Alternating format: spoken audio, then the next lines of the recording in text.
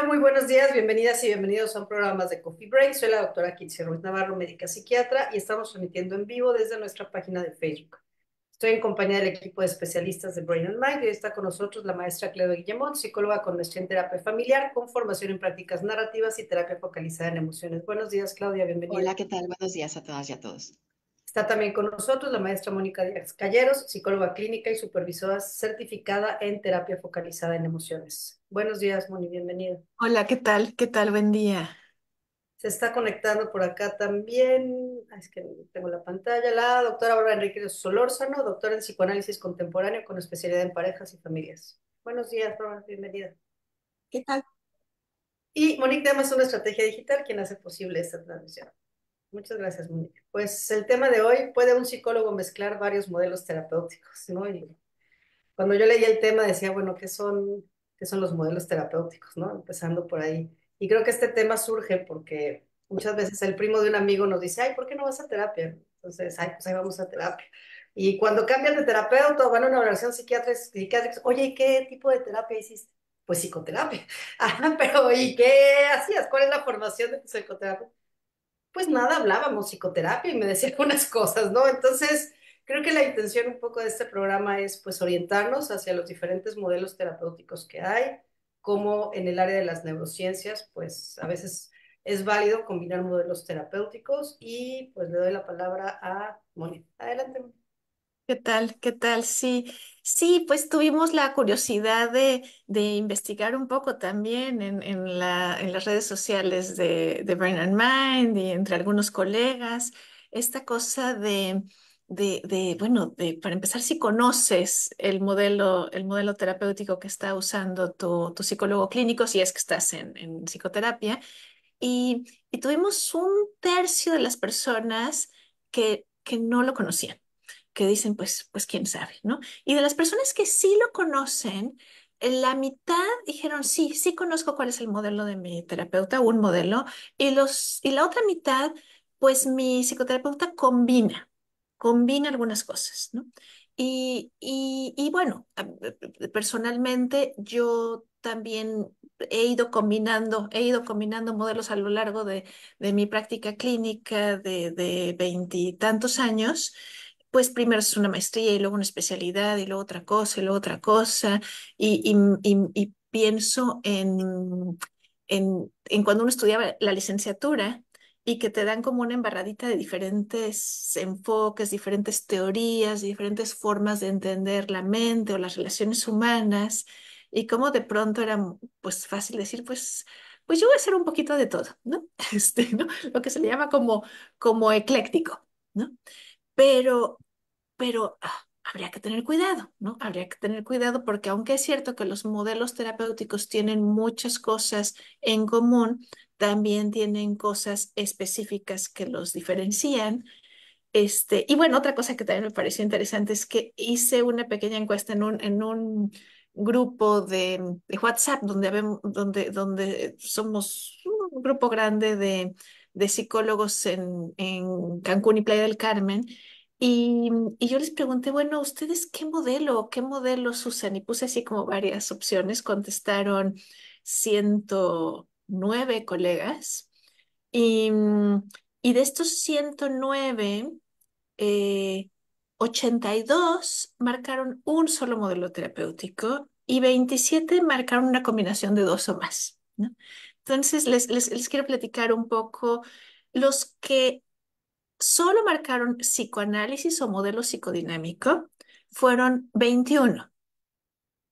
Solamente una persona marcó psicoanálisis combinado con mindfulness, que me pareció interesante porque es el grupo que menos mezcla, o sea, como que los 21 que hacen psicoanálisis o enfoque psicodinámico, eso es lo que hacen, básicamente, ¿no? O sea, como que no encontré, digo, solamente encontré una persona que marcó psicoanálisis y otra cosa más, ¿no?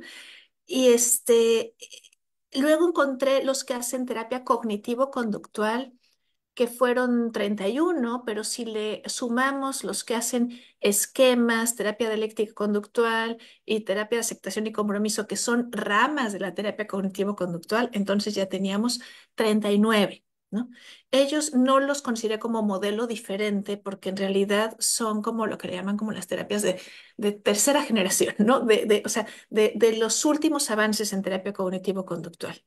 Y luego tuve 15 personas que marcaron humanista, 10 personas, bueno, solo humanista, 10 personas solo sistémica, 5 personas solo mindfulness, 4 personas solo terapia narrativa. Y, y los enfoques que yo vi que rara vez van solos son terapia ericksoniana, narrativa, mindfulness y algo que es bastante nuevo que se le llama en inglés compassion inquiry, que es como este interrogatorio con compasión. Y para mí hace sentido porque todos estos modelos que le estoy diciendo, como de aprender a hacer un interrogatorio, como teniendo mucho cuidado en tener esta actitud de compasión hacia la persona a la que estás atendiendo, o agregar herramientas de momento presente, que sería mindfulness, o la terapia ericksoniana que mete técnicas de hipnosis. eh, Me parece que pueden ser como agregados a un modelo que uno ya de base tiene, ¿no? Aunque les digo, en algunos casos hay personas que tienen esta formación y punto, y listo, ¿no? Pero son modelos como que se ajustan muy bien a que venga uno de diferentes ramas, ¿no? Quiero decir una cosita más y luego dar la palabra a los comentarios ahorita que me tienen. Pero sí, hace mucho tiempo cuando, bueno, las que estamos aquí, Bárbara, Claudia, lo tengo muy claro, estábamos estudiando, nuestra generación, se decía que básicamente había tres escuelas: psicoanálisis, conductismo y humanismo, ¿no? Y ahora tenemos como un montón. Sí tengo algunas personas que dicen conductismo y humanismo, o sea, manejo terapia cognitivo-conductual, pero también humanismo, también con un enfoque humanista, ¿no?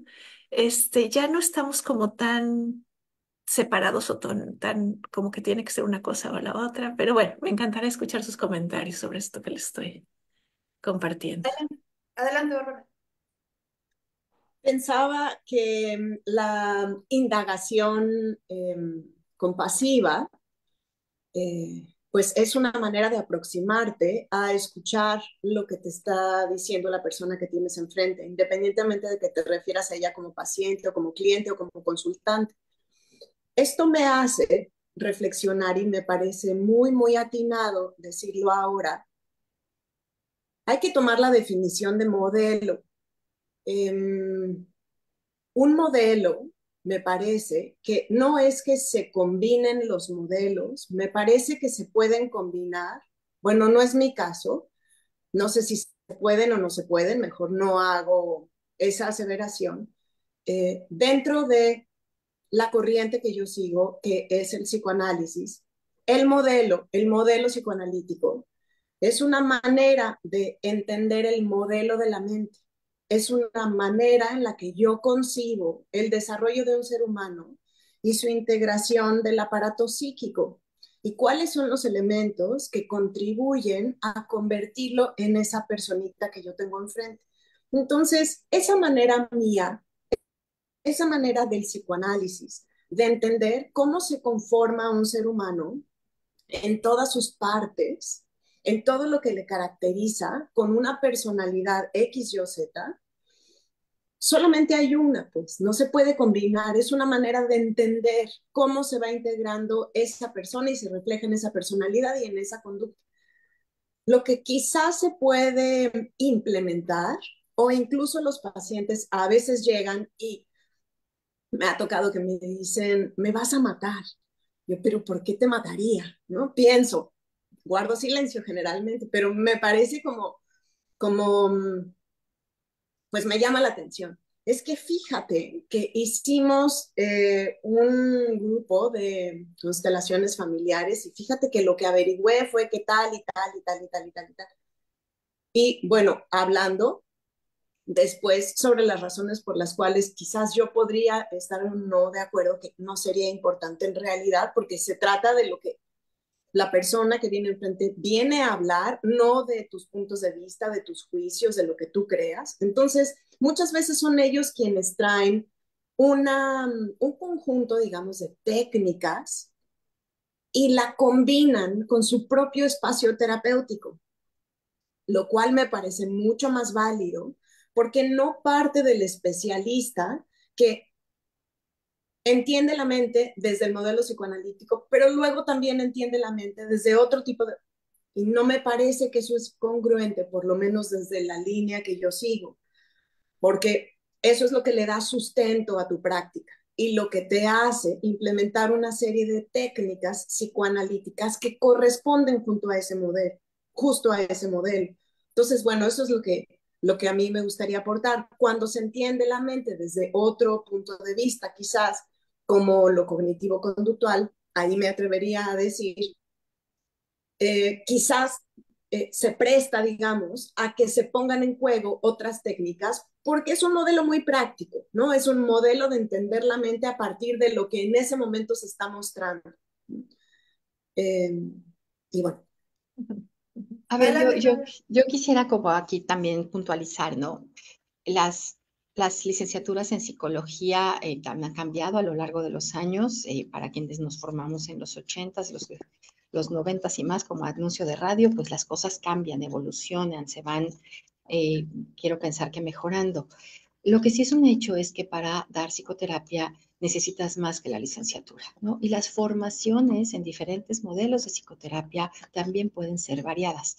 Hay quienes ya ofrecen especialidades, hay quienes están a nivel de diplomado, hay quienes están a nivel de maestría, que sería lo ideal.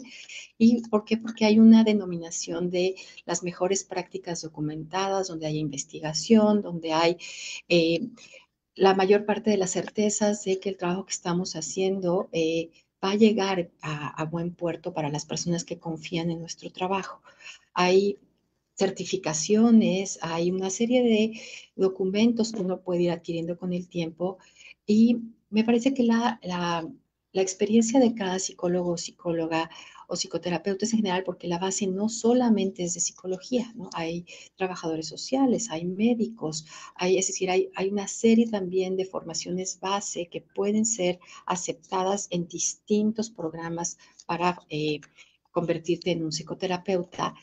Y tiene que ver con un compromiso también, decíamos, de supervisión, de análisis personal y cómo vamos adquiriendo algunas herramientas en diferentes modelos que vamos aprendiendo. Coincido también que efectivamente quienes trabajan en psicoanálisis probablemente no usen muchas otras herramientas, pero yo, por ejemplo, que trabajo más desde la narrativa y la terapia focalizada en emociones, he encontrado que una ya formada a nivel de maestría y la otra todavía a nivel de formación con una certificación, vamos a decir, todavía no con un grado académico como tal, porque todavía no lo existe, aunque yo creo que tiene todo el potencial de serlo. eh, uno va entendiendo que estas cosas se pueden combinar, ¿no? Que hay cosas que se pueden hacer vamos a decir, en la mecánica de la sesión psicoterapéutica que puede ser útil al interés superior del paciente, ¿no? Y vamos aprendiendo, ¿no? Yo de pronto hasta le digo un poco a mis pacientes, ¿qué creen? Acabo de tomar un curso y quiero como intentar con ustedes esto que acabo de aprender y bueno, se ríen un poquito de decir, me encanta que haya sido un curso de a ver, úsanos, ¿no? En el mejor sentido de la palabra, y de pronto dicen, oye, esto me gustó, ¿no? Esto estuvo bien, es decir, una gran caja de herramientas que no necesariamente es aplicar todo un modelo terapéutico de la A a la Z, pero que hoy hay muchísima más integración, muchísima más integración. Estoy pensando en un momento sensible de una terapia donde necesitas hacer un paro y decir, a ver, vamos a respirar juntos, ¿no? Vamos a respirar juntos, vamos a tirar un poquito las piernas, vamos a ver cómo nos sentimos y entonces retomamos. Entonces, creo que por ahí es como mucho más flexible que modelos que antes parecían competencia entre ellos, mutuamente excluyentes y que si no estás en uno, estás contra el otro, ¿no? Parece que hoy ha cambiado. Adelante, Kitsi. tengo una pregunta. Digo, al final, yo no doy psicoterapia, ¿no? Pero para ustedes es, ¿qué sí es un modelo terapéutico y qué no es un modelo terapéutico? Porque de pronto en este día a día nos encontramos muchas terapias, y lo pongo entre comillas, que en realidad pues, no son psicoterapia, es decir, no están en el área de las neurociencias. Entonces, ¿cuáles son como esas características que cumple un modelo terapéutico validado? No sé si alguien le quiera responder. Me parece compleja tu pregunta. No, no, Bueno, no, a ver, no. déjame la replanteo. ¿Qué no es un modelo terapéutico? O sea, de lo que escuchamos en el día a día de nuestros pacientes, ¿qué no son modelos terapéuticos? Y yo puedo empezar por mencionar uno, ¿no? Las famosas constelaciones.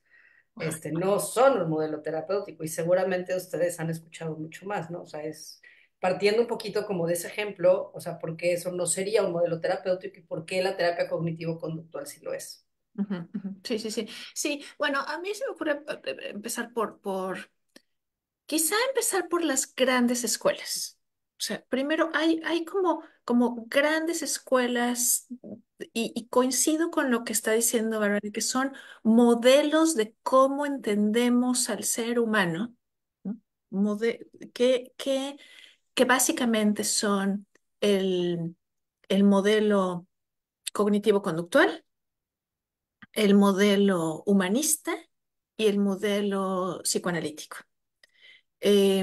También mm, quizá, quizá, sí, nació del modelo humanista, pero también me parecería importante hablar de la terapia sistémica. La terapia sistémica básicamente se interesó no tanto en ver lo que está pasando dentro de la cabeza de una persona, sino de estudiar grupos, relaciones, familias, ¿no? Entonces, esos serían como los clásicos, digamos, ¿no? También tenemos la terapia narrativa, que también tiene mucho reconocimiento y que viene de la terapia sistémica, ¿no? Y, y, y dentro de y dentro de la terapia cognitivo-conductual están estos modelos que han demostrado su efectividad con terapia basada en evidencia. Los cognitivo-conductuales son los que más se han interesado por hacer investigación y demostrar con evidencia los resultados. Así, vamos a hacer el grupo que recibe terapia, el grupo que no recibe terapia, pretest, posttest, ¿no? Entonces, las terapias que vienen por ahí son la terapia dialéctica conductual, la terapia de aceptación y compromiso, la terapia de esquemas, ¿no? O sea, esas son terapias como que tienen reconocimiento, aparecen en journals, ¿no? En revistas científicas. Y también yo quisiera agregar las terapias basadas en el apego, que quizás son las más recientes, las terapias basadas en la teoría del apego que han ido apareciendo muchas en los últimos años, que tienen esta base neuropsicológica de cómo funciona nuestro sistema nervioso frente al trauma, específicamente el trauma que implica una desconexión humana. Y ahí es donde entra la terapia focalizada en emociones, de la que hemos hablado a veces en este programa. que, mm, que, que, que Claudia y yo tenemos formación en ella y un poco Kitsia también, ¿no? Aunque tú no te dedicas a la psicoterapia, tienes formación en terapia focalizada en emociones. Hasta ahí yo haría como un listado de las más conocidas, ¿no? Humanista, que tiene base en Rogers, ¿no? Psicoanálisis, que ya sabemos que viene de Freud, son grandes escuelas, digamos, ¿no?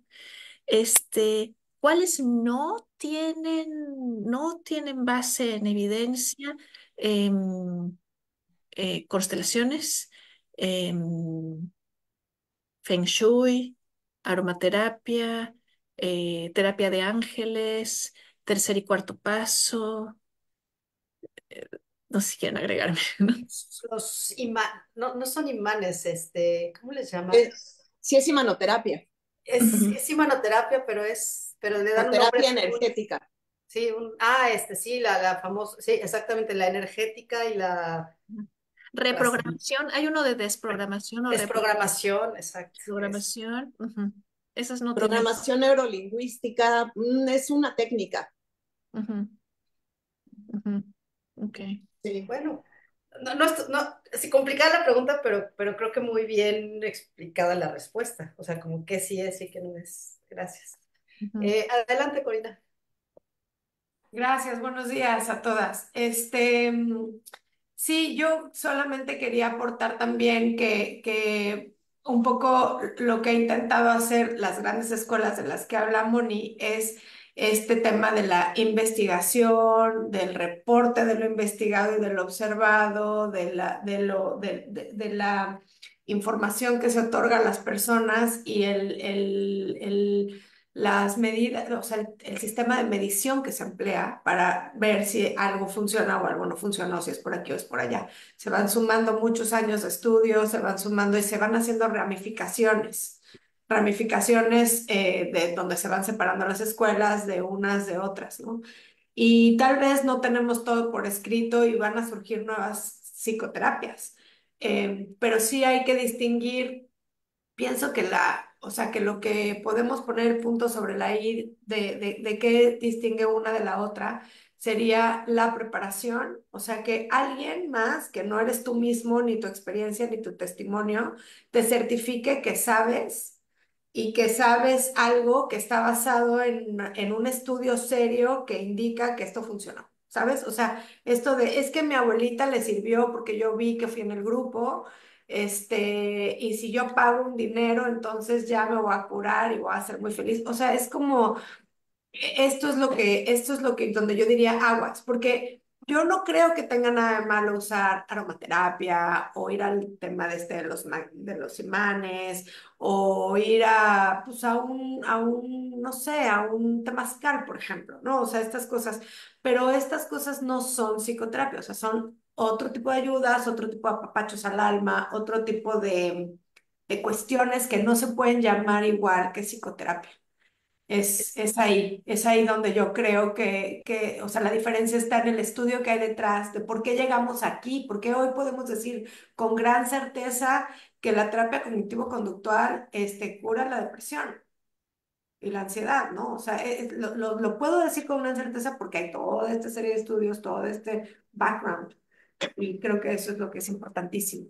Yo creo que el área de neurociencias o por lo menos la salud mental desde un punto de vista moderno, por así decirlo, es muy receptivo a la parte tradicional y complementaria, ¿no? Entonces, más bien, yo definiría esto como son técnicas complementarias de medicina tradicional, milenaria, pero no las podemos nombrar como procesos terapéuticos. Adelante, Aurora. Algo importante también a considerar es que se apegan al modelo científico, por eso les da esta posibilidad de dar evidencias y apegarse al método científico significa que tiene un orden, significa que tú tienes una serie de antecedentes, que tú ya revisaste cierto marco teórico, que tú integraste lo último que se ha dicho acerca del tema del que tú quieres hablar, como para integrar lo que han dicho los demás y que lo que tú estés proponiendo, lo que tú quieras probar, sí tenga algún tipo de antecedente y luego tienes una serie de hipótesis que pueden ser principales o secundarias. Y luego también puedes elegir de qué manera te vas a aproximar al estudio, si lo vas a hacer de una manera cualitativa o si lo vas a hacer de una manera cuantitativa. Y entonces todo eso te va permitiendo ir armando un esquema mental que te va a ayudar a sustentar los pasos que van a seguir la investigación o el ensayo de aquello de lo que quieres hablar, no solamente, como dice Cori, porque alguien ya te dijo que sí funciona, sino porque verdaderamente te apoyas en lo que se ha venido diciendo, tú tienes quizás tu propia idea y tú vas intentando que los datos o que los textos o que las personas en su discurso te vayan permitiendo arrojar una a la hora de repetirse, a la hora de analizarse, te permitan ir arrojando una serie de clasificaciones o de categorías de las que tú puedas después seguir hablando y sacar una conclusión. Eh, Otra cosa importante que me parece importante decir es que desde el psicoanálisis y la razón por la cual pues no se creería, digamos, apropiado. Y contestando también tu pregunta de qué no es un modelo, eh, pues un modelo, eh, más bien un no modelo, es este que no tiene una lente específica. Y entonces, un no modelo no te permite tener esa claridad. Y entonces, a la hora de que tú estás implementando una técnica o una manera particular de tratar a la persona que tienes enfrente, no tienes ningún referente. O sea, tu lente no existe. Y al no tener ningún referente, no tienes algo que continuamente se presenta a la hora de tú abordar tus sesiones. O sea, no tienes en qué respaldar eso que tú estás diciendo, ni tampoco puedes ofrecer una manera muy particular como de explicar y de entender qué es eso que está sucediendo, como para tú, con todo lo que sabes, y si alguien también ya te vio hacerlo, que es algo también muy importante, por eso supervisamos, por eso vamos a análisis personal, porque no es solamente que tú estudies y que te saques 10 en todo, ni mención honorífica, sino que alguien más lo avale, que alguien más te vea en acción y alguien más sustente, que verdaderamente ya tu lente está afinado lo suficiente como para tú asumir la responsabilidad de acompañar a una persona. Mm, ujú. Sí. Adelante, Mónica. Sí, sí, sí, a mí me parece muy importante esto del lente. A mí me parece que cuando hablamos de un modelo, los modelos son mapas. Son mapas que nos ayudan a entender dónde estoy parado, hacia dónde voy, cómo explico lo que está sucediendo aquí.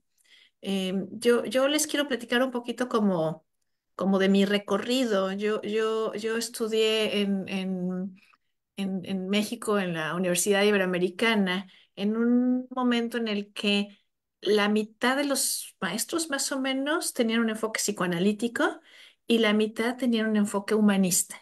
Entonces esas fueron como mis grandes influencias, ¿no? O sea, como que por un lado teníamos a los muy humanistas, donde Rogers era la base, donde aceptación, congruencia y empatía son los pilares básicos del modelo humanista.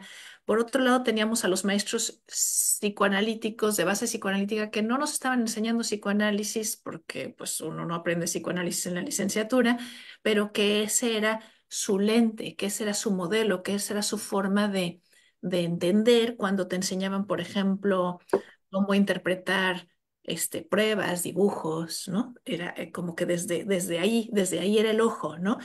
Y luego estudié una maestría en terapia familiar sistémica, al mismo tiempo que estaba estudiando una especialidad en hipnosis ericksoniana, que resultó una muy buena combinación porque incluso mis maestros de hipnosis tenían maestría en terapia sistémica, entonces era o sea, como que tenían el mismo ojo y la técnica de hipnosis se aplicaba mucho dentro de esa comprensión, dentro así es como entendemos lo que está sucediendo, ¿no? Em, Luego estudié diplomados en terapia narrativa, en terapia de pareja, en terapia de juego, ¿no? Terapia de juego porque en ese momento trabajaba yo mucho con niños y con niños pues la principal herramienta es el juego. Luego me interesé mucho por mindfulness, aunque nunca lo estudié formalmente. Tomé los cursos como personales, practiqué la meditación un par de años no como maestra, sino como practicante, digamos, ¿no? Y luego estuve muy interesada por esta técnica que se llama EMDR. Me acuerdo que yo andaba buscando algo con que trabajar con trauma, porque aunque es cierto que en el enfoque sistémico ponemos más atención en qué es lo que mantiene el problema y no qué es lo que originó el problema, la verdad es que muchas veces lo que mantiene el problema es eh, nuestra vía neuronal que se hiperactiva cuando nos encontramos con experiencias parecidas a cosas que en su momento fueron peligrosas, fueron amenazantes y generaron un trauma. Entonces a mí como que me hacía falta un poco, híjole, ¿cómo trabajo con el trauma? El trauma me aparece, pues, ¿no? Y no puede ser todo aquí y ahora, y no puede ser todo, todo buscar ese ciclo de qué es lo que mantiene el problema. Y me acuerdo que pues, estuve investigando un poco y había un modelo que se llamaba tapping o freedom technique, una cosa así, que hacían como un tapping aquí, y luego aquí, y luego el labio, y luego aquí. Y entonces hacían como estos toquecitos, ¿no? En diferentes partes del cuerpo y estaba MDR. Y sí, me puse a investigar y me di cuenta de que el tapping no era terapia basada en evidencia, que había mucha gente muy entusiasta en ese momento diciendo, ah, esto está muy lindo porque justamente haces el tapping en puntos de acupuntura. Y los puntos de acupuntura está demostrado por la sabiduría milenaria que pero la verdad es que no es acupuntura, es nada más como una teoría que dice, pues si esto funciona en la acupuntura, debería de funcionar también para esto, ¿no? Pero esa técnica de tapping no ha demostrado su evidencia y me encontré que MDR tiene un montón de estudios detrás de que sí ha demostrado ser una terapia eficaz, eficiente, especialmente para estrés postraumático, aunque no es para lo único que puede funcionar, porque finalmente todos tenemos un poco de trauma, ¿no? Pero aunque no todos tenemos estrés postraumático. Y en esa línea también dije, híjole, es que yo no puedo no estudiar algo de terapia cognitivo-conductual, porque esa es la terapia basada en evidencia, ¿no? O sea, como que fue un poco mi atracción, no sé, o quizá siempre estuve yo muy interesada por las cosas científicas y con pruebas y con datos, ¿no? Y entonces también hice un diplomado en terapia cognitivo-conductual y y asisto todos los años al congreso que se organiza aquí en Cancún, nunca me lo pierdo porque siempre traen como la última novedad, ¿no? De terapia cognitivo-conductual. Y, el, y, y hace 6 años empecé con esto de la terapia focalizada en emociones, ¿no? Y de hace, sí, 6, 7 años para acá, cuando yo me presento y me preguntan quién soy, yo digo que soy terapeuta certificada y supervisora certificada en terapia focalizada en emociones, porque es como con lo que yo más me identifico en este momento. No me presento como terapeuta cognitivo-conductual, ni tampoco me presento como terapeuta ericksoniana, como que yo digo, fue parte de mi formación, pero ya no ahora. Pero sí. Pero sí es curioso, porque lo que me he dado cuenta en esto, que en lo que yo ahorita estoy completamente convencida y formando personas y supervisando además, que es la terapia focalizada en emociones, es que tiene un, una base muy importante en humanismo, en Rogers, y una base muy importante en teoría sistémica, ¿no? Entonces, de alguna manera ha sido como lo novedoso, porque aquí le meten toda la parte de apego y de ¿no? La parte neuropsicológica, pero es un poco, pero sigue siendo la base humanista y la base sistémica y la base humanista. Entonces, yo cuando ubico de alguna manera digo, mi forma de entender básicamente es sistémica. Es la formación de mi maestría. Mi forma de entender es sistémica. Agarras herramientas de aquí y de allá, ¿no? Y dices, ay, mira, esto es como una caja de herramientas, ¿no? Y está bueno, agarro herramienta de aquí, pero uno necesita un modelo. Perdón que me extendí tanto, pero lo que quiero decir es que para mí es muy importante, o sea, las personas tenemos que tener, en cognitivo conductual se llama mapa clínico de patogénesis y mapa clínico de cambio, una cosa así. O sea, necesito tener un mapa de cómo están las personas aquí y qué es lo que tengo que hacer para que cambien, ¿no? Y el mapa que yo manejo es el mapa de terapia focalizada en emociones en este momento, que tiene su mapa específico, que te dice dónde estás y hacia dónde ir. Em, pero advierto esto un poco porque sí creo que hay el riesgo de personas que en lugar de tener formación en un modelo y de saber dónde están parados, pican y pican de aquí y de allá y lo que tienen es cajas con un montón de herramientas, pero que no necesariamente están integradas, no necesariamente sé hacia dónde voy, ¿no? Y eso impacta, perdón, Clau. Sí. A ver, precisamente hacia allá iba un poco mi comentario, ¿no? Es decir, sí, uno puede estudiar diferentes modelos de manera seria, además uno pone tiempo, dinero y esfuerzo en estudiar todo esto, si es diplomado, si es especialidad, si es maestría, y se va uno acomodando, ¿no? Por ejemplo, mi licenciatura fue muy con corte psicoanalítico y después fue una de las maestrías la que me dio como este enfoque sistémico desde la terapia familiar y desde el que se desprendía la narrativa, ¿no? Que bueno, fue como otra formación en maestría, pero porque los modelos te van permitiendo cambiar. Por ejemplo, en narrativa hablamos de territorios de problemas, territorios de historias preferidas de vida, e ir integrando la terapia focalizada en emociones, a mí me pareció como que era algo que combinaba mucho.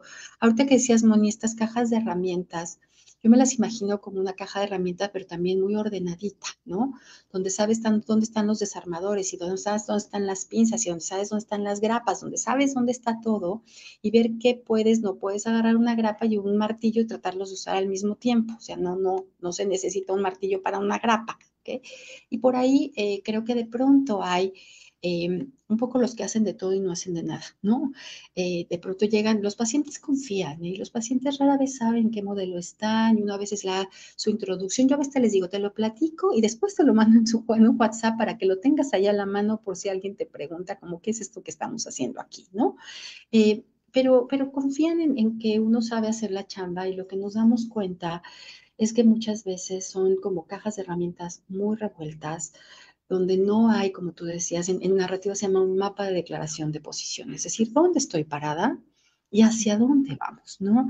Hacia dónde vamos y además hay como hasta unos esquemas que nos pueden ayudar mucho literalmente dibujados, ¿no? En la terapia. Por ahí, por ejemplo, esta terapia icónica, ¿no? Que ha tenido muy buenos resultados para los pacientes que están lidiando con trastornos, límites de la personalidad y sus autoras lo que dicen, a ver, nosotros lo que hicimos fue combinar una serie de modelos terapéuticos que son combinables y lo que le añadimos fueron iconos, es decir, una bola de dibujos a partir de una investigación que fue a nivel de doctorado y decir, bueno, de todos estos dibujos que una terapeuta usaba para comunicarse con sus pacientes, cuáles tenían más, vamos a decir, más uso y más incidencia e impacto en la terapia, porque los pacientes llegaban diciendo, y se me cayeron las cuatro patas de la mesa, ¿no? Usando los dibujos en la forma de hablar, es decir, siempre va a haber modelos y alternativas.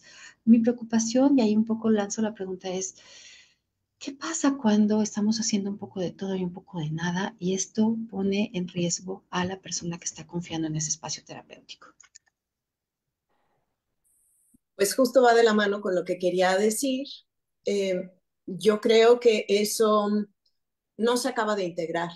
Yo creo que algo muy, muy importante y la razón por la cual nos decantamos por un modelo teórico y por una manera de entender al ser humano es justo porque puedes seguir estudiando a lo largo de tu vida y puedes, de hecho, yo creo que a todos los que somos psicólogos nos caracteriza la curiosidad y cada vez que sale una nueva aproximación, por supuesto que nos animamos a saber por qué se está hablando tanto de ella y cómo a evaluar en qué se sustenta y a partir de qué, en fin, así se va construyendo también nuestra mente, que se va enriqueciendo a partir del trabajo personal de análisis que seguimos. Y entonces nos convertimos en un modelo, porque vamos integrando a lo largo de nuestra vida todo lo que vamos aprendiendo y se va traduciendo en nuestra muy particular manera de atender, que yo creo que es que es muy válido, ¿no? Y que uno tendría que perseguir esa integración de los distintos modelos,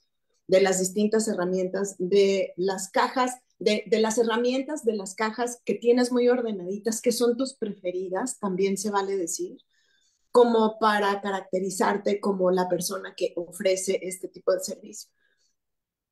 No quiero dejar pasar algo que me parece muy simple, pero que creo que va a dar a entender perfecto qué es esto de los modelos y cómo es que trabajamos desde distintas perspectivas. Un poco es como pensar en la religión, la gente religiosa, ¿no? Digamos, todos los que siguen una religión, digamos, son personas religiosas. Como todos los que nos dedicamos a la psicoterapia, somos psicólogos, ¿no? Tenemos esa formación. Sin embargo, no es lo mismo un budista que un cristiano, que un judío, que un maometano, que un taoísta.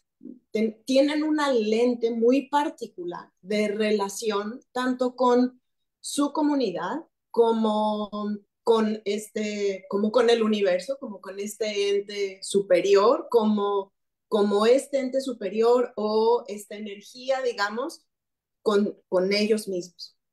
Yo pensaría que un poco todos somos psicólogos y todos seguimos distintos modelos. El modelo psicoanalítico, el modelo cognitivo-conductual, el modelo narrativo, el modelo sistémico, el modelo de terapia centrada en soluciones, de terapia centrada en emociones, de terapia focalizada en la transferencia. O sea, hay muchísima diversidad.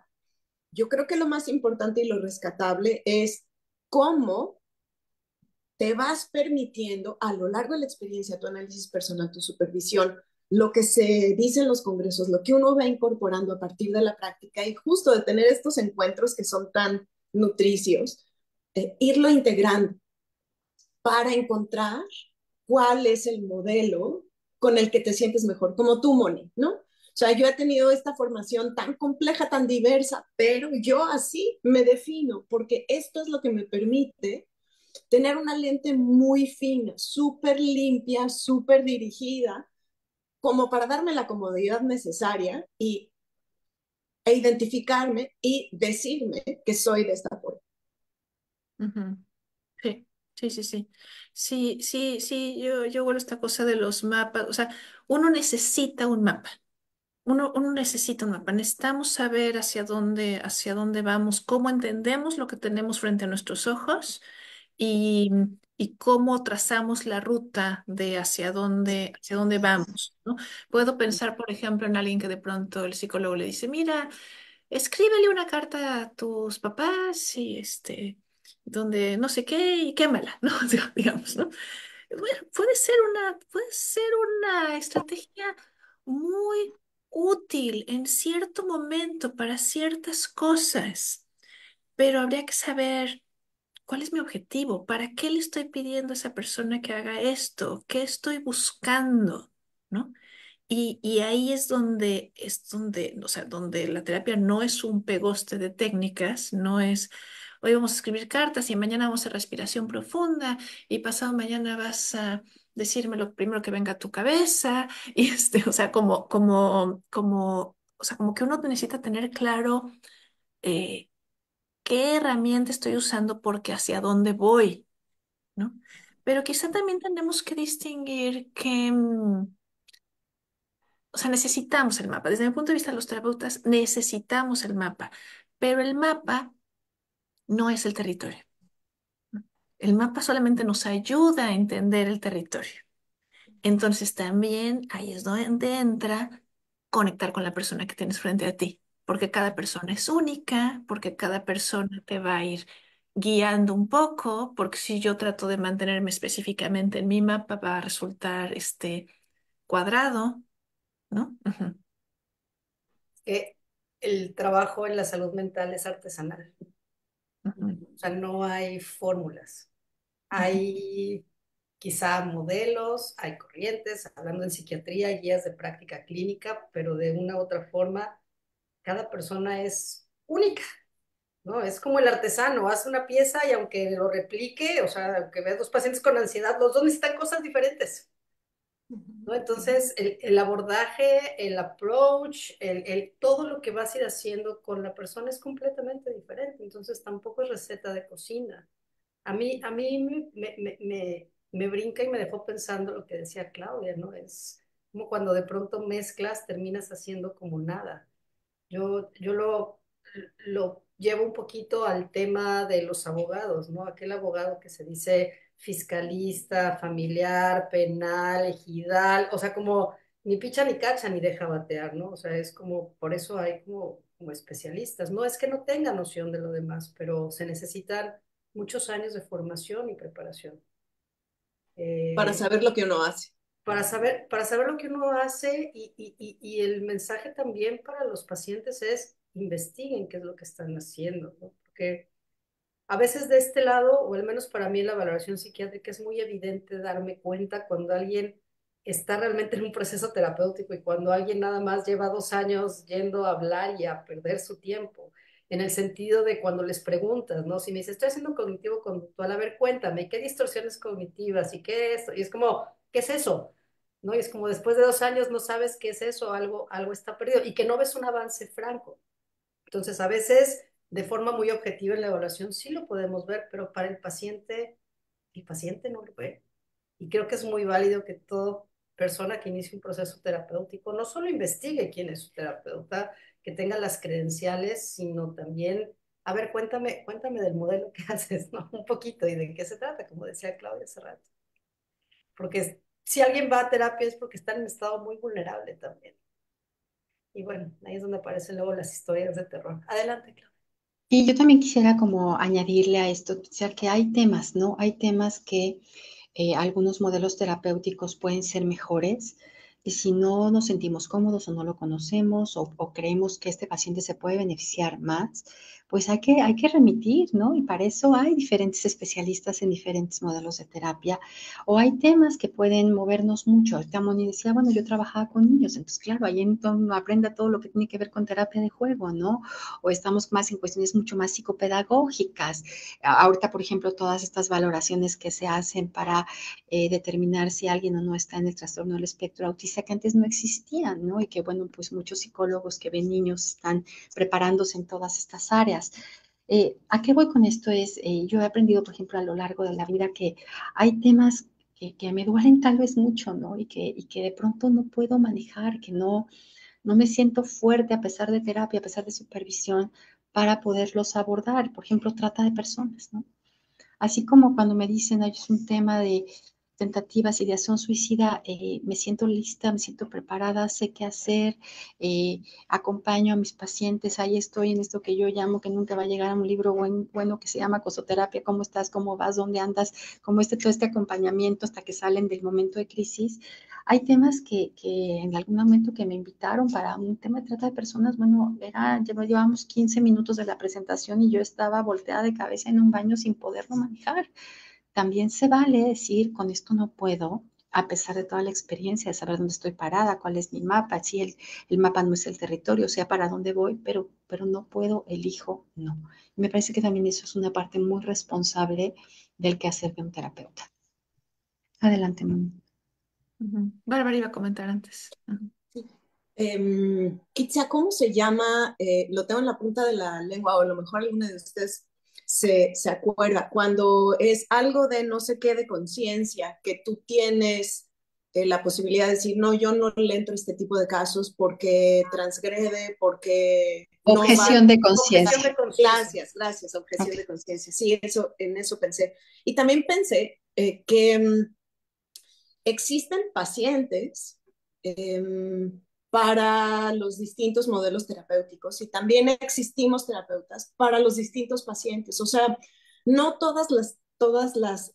no todos los modelos, digamos, se ajustan pensando que es un trabajo artesanal y que todos somos únicos y repetibles a las necesidades de esa persona en particular, tanto por el motivo de consulta como por personalidad, como por manera de ser. A lo mejor alguien muy ansioso, a lo mejor alguien deprimido necesita que le digan qué hacer, pues entonces la técnica cognitivo-conductual, por eso quizás ha mostrado grandes beneficios. Y llegan con esa demanda, ¿no? Doctora, yo quiero que usted me diga, que me deje tareas y que me diga qué es lo que tengo que hacer para sentirme mejor. Y entonces, de entrada, además de explorar qué es lo que le lleva a hacer esa petición tan concreta, yo estoy como clara de que si esa es la demanda y si no ve otra manera de trabajar o de aproximarse a eso que le está haciendo sufrir, pues yo no soy la indicada. Yo voy a dónde se está anclando ese dolor. Yo no le voy a decir qué es lo que tiene que implementar para dejarlo de sentir. Más bien, yo me voy a ir a la raíz de desde dónde o de dónde parte ese dolor.